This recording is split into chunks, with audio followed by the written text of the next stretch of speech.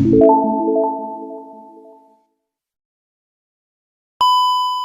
guys, and welcome back to my channel Much Crazy. അപ്പോൾ നമ്മൾ നിന്നിരിക്കും നമ്മളെ പി സിയിൽ ഇങ്ങനെ VLC പ്ലെയർ ഉണ്ടാവില്ല, എല്ലാ മിക്ക പി സിയിലും ഉണ്ടാവും VLC പ്ലെയർ. ഇല്ലെങ്കിൽ വേഗം പോയി ഡൗൺലോഡ് ചെയ്യാം. ഡൗൺലോഡ് ചെയ്തിട്ട് VLC പ്ലെയറിൽ എങ്ങനെ നമ്മളെ സ്ക്രീൻ റെക്കോർഡ് ചെയ്യാം എന്നുള്ളതാണ് വീഡിയോ. കുറേ കൂട്ടുകാരൊക്കെ ചോദിച്ചത് നമ്മളോട് എങ്ങനെ സ്ക്രീൻ റെക്കോർഡ് ചെയ്യാം എന്നുള്ള വീഡിയോ. അപ്പോൾ വീഡിയോ ഇഷ്ടപ്പെട്ട എല്ലാവരും പോയി ലൈക്ക് ചെയ്യുക, പിന്നെ കമൻറ്റ് ചെയ്യുക. എന്തെങ്കിലും ഡൗട്ടും കാര്യങ്ങളൊക്കെ ഉണ്ടെങ്കിൽ ചാനലൊക്കെ ഒന്ന് സബ്സ്ക്രൈബ് ചെയ്ത് സപ്പോർട്ട് ചെയ്യുക. പിന്നെ ബെല്ലൈക്കണൊക്കെ എനേബിൾ ചെയ്യുക. പിന്നെ അവിടെ നല്ല നോട്ടിഫിക്കേഷൻ നിങ്ങൾക്ക് ലഭിക്കും. നേരെ നമുക്ക് വീഡിയോയിലേക്ക് പോവാം. അപ്പോൾ എങ്ങനെ VLCയിൽ സ്ക്രീൻ റെക്കോർഡ് ചെയ്യാമെന്നുള്ള വീഡിയോ ആയിട്ട് നമ്മൾ വന്നേക്കണേ. പിന്നെ നമ്മൾ VLC പ്ലെയർ എടുക്കുക, എന്നിട്ട് അത് ഈ മീഡിയ എന്നൊരു ഓപ്ഷൻ ഉണ്ടാവും, അത് കൊടുക്കുക. എന്നിട്ട് ഓപ്പൺ ക്യാപ്ചർ ഡിവൈസ് ഉണ്ടാവും, അത് കൊടുക്കുക. എന്നിട്ട് ഇവിടെ ഡയറക്റ്റ് ഷോ ഉണ്ടാവും, അത് എടുക്കുക. എന്നിട്ട് ഏറ്റവും ലാസ്റ്റത്തെ ഡെസ്ക് ടോപ്പ് എന്നുള്ള ഓപ്ഷൻ കൊടുക്കുക. എന്നിട്ട് ഇവിടെ ഒരു ഡോട്ട് കാണാൻ പറ്റും നിങ്ങൾക്ക്. അവിടെ ഒന്ന് മൗസ് വെച്ചിട്ട് ക്ലിക്ക് ചെയ്തിട്ട് 0 ആക്കുക.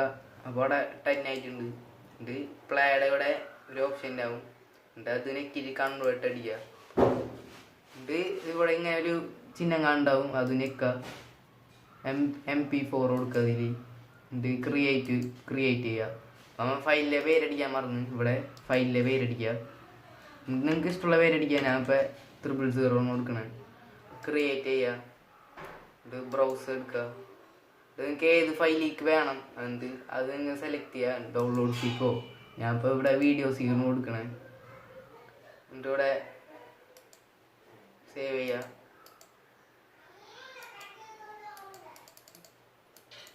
ഫയലിലെ പേരടിച്ചില്ല, 3 അടിച്ച് സേവ് ചെയ്യുക. എന്നിട്ട് ഇവിടെ സ്റ്റാർട്ട് എന്നുള്ളൊരു ഓപ്ഷൻ ഉണ്ടാവും, സ്റ്റാർട്ട് ചെയ്യുക. ഇവിടെ സ്റ്റോപ്പൊക്കെ ഉണ്ടാവും, ഇവിടെ സ്റ്റോപ്പൊക്കെ ഉണ്ട്. അപ്പോൾ നമുക്ക് ഇത് ആദ്യം ഒന്ന് മിനിമൈസ് ചെയ്തിടാം. ഞാൻ കാണിച്ചു തരാം അങ്ങനെ സ്ക്രീൻ റെക്കോർഡ് ആയെന്നൊക്കെ. മൈ കമ്പ്യൂട്ടറൊക്കെ എടുത്തൊന്ന് സെറ്റ് ചെയ്യുക. നമുക്ക് VLC തന്നെ ഒന്നുകൂടെ എടുക്കാം, അല്ലേ മിനിമൈസ് ചെയ്ത് വെച്ചെടുത്താൽ മതി. ഇതെടുക്കുക. ഇവിടെ സ്റ്റോപ്പ് എന്നുള്ളൊരു ഓപ്ഷൻ ഉണ്ടാവും, അത് നിൽക്കുക. ഇവിടെ VLC നമ്മൾ റെക്കോർഡ് ചെയ്ത് ഇവിടെ സ്റ്റോപ്പ് ആയിട്ടുണ്ട്. ഇനി മോളിൽ പോയി ക്ലോസ് ചെയ്യുക.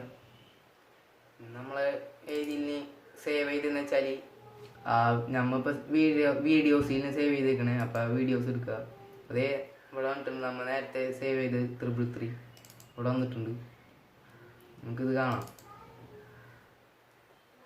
ഇനി ഇതിൽ ഓഡിയോ കിട്ടുമോയെന്ന് അറിയില്ല. ഓഡിയോ ഞാൻ നോക്കിയിട്ടില്ല. ഓഡിയോ കിട്ടുമെങ്കിൽ ഞാൻ വേറൊരു വീഡിയോ ചെയ്യുന്നുണ്ട്. ഇപ്പോൾ സ്ക്രീൻ റെക്കോർഡൊക്കെ പക്കായിട്ട് വരും, നിങ്ങൾക്ക് കാണാം. ഞാൻ നേരത്തെ ചെയ്ത് തന്നെയാണ്. ഇപ്പോൾ ഇവിടെ പിടിച്ച് കറക്കും ഞാൻ. അത് തന്നെയാണ് വന്നേക്കണേ. VLC എടുത്ത് എന്നിട്ട് നമ്മൾ പിന്നെ അത് ക്ലോസ് ചെയ്ത് പിന്നെ അടിയിൽ നിന്ന് എടുത്തിട്ട് മിനിമൈസ് ചെയ്ത് വെച്ചെടുത്ത് നമ്മ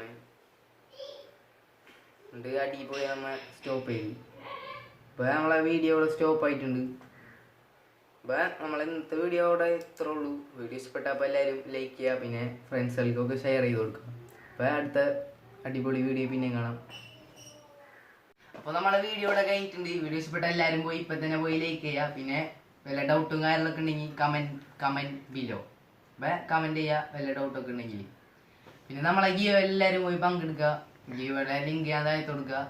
അപ്പോൾ എല്ലാവരും പോയി പങ്കെടുക്കുക. പിന്നെ ഗിയോയുടെ ഡേറ്റ് കഴിയുന്ന ഡേറ്റ് ഏപ്രിൽ 20-ാം തീയതി. അപ്പോൾ ഏപ്രിൽ 20-ാം തീയതി കൊറോണയുടെ ഒരു വിഷയം കഴിയുകയാണെങ്കിൽ നമ്മൾ സാധനം മെയിൽ ചെയ്ത് കൊടുക്കും. മെയിലല്ല, പോസ്റ്റ് വഴി നമ്മൾ കൊടുക്കും.